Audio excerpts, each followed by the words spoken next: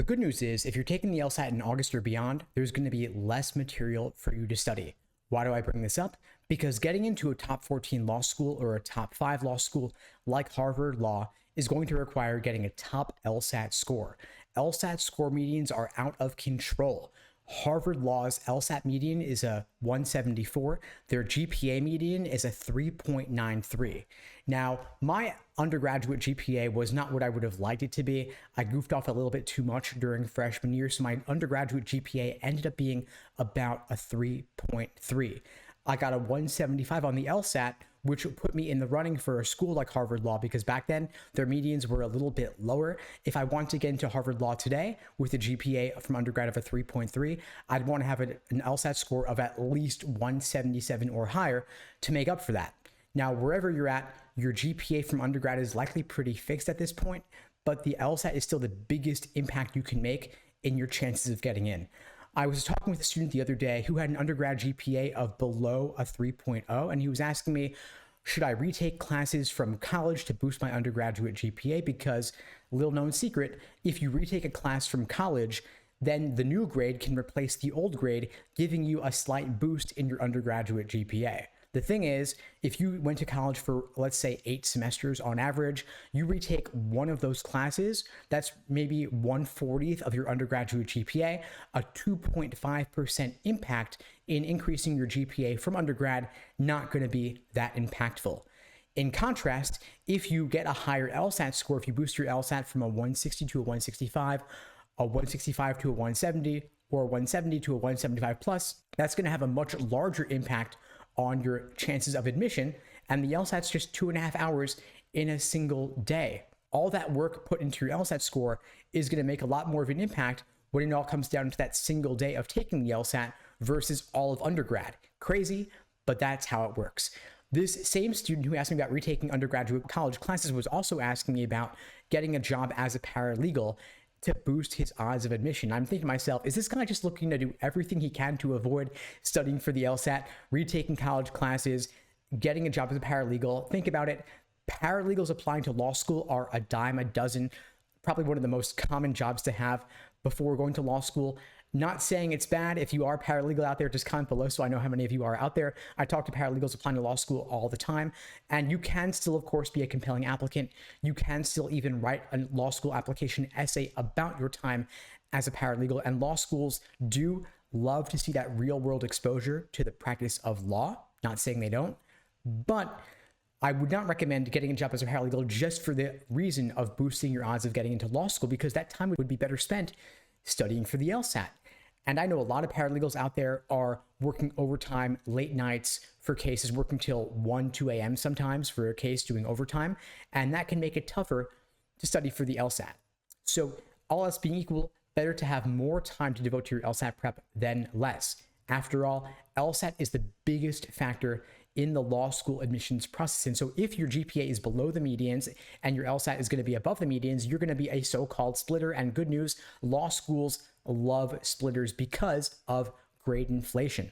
A lot of undergraduate GPAs are significantly inflated because some classes offer easy A's, some majors offer easy A's. Of course, it's easier to get an A in English than it is to get an A in engineering. Law schools are aware of this, but numbers are numbers because law schools have to report the highest LSAT scores and the undergraduate GPAs of their matriculating students to the American Bar Association, which then in turn is pulled by US News for calculation in the rankings.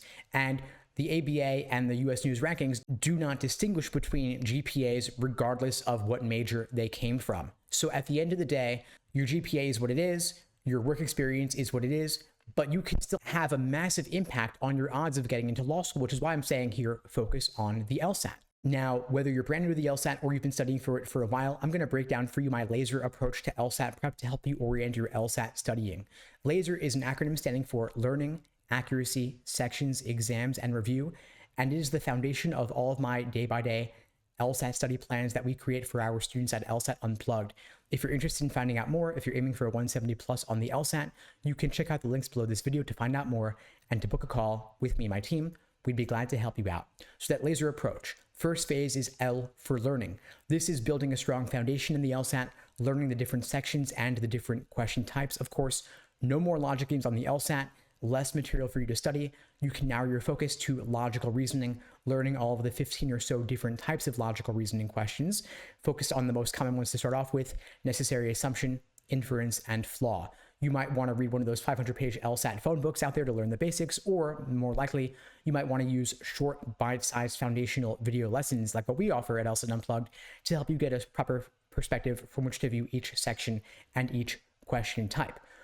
Once you have a general sense of the appropriate strategy to apply to a given question, you then move on to A for accuracy, drilling questions by type to get crystal clear on how to approach, say, a strengthening question from a weakened question. Then you move on to phase 3 of the laser approach, S for sections, doing timed sections to work on your pacing, determining how you allocate your time over the course of the section.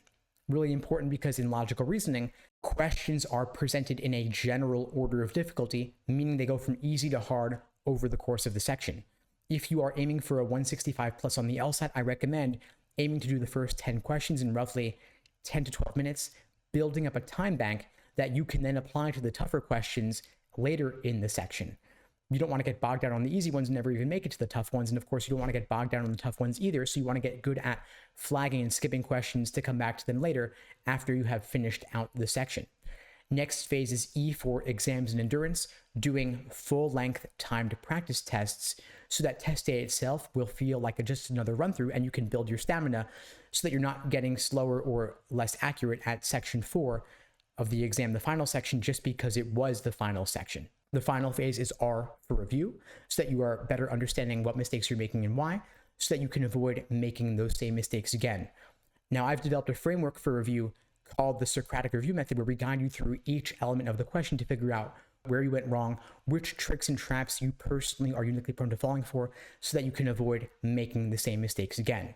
In logical reasoning, for example, your mistake may have come from the stimulus, the question stem, or the answer choices, and so you want to systematically walk through every element of the question, those 3 areas: argument, aka the stimulus, the question stem, the prompt, meaning the prompt, and the answer choices, to figure out what led you astray, what did you do wrong, is there a certain concept that you're not totally clear on, so that you can course correct for next time around, because of course the exam repeats itself. It is a test first and foremost of pattern recognition.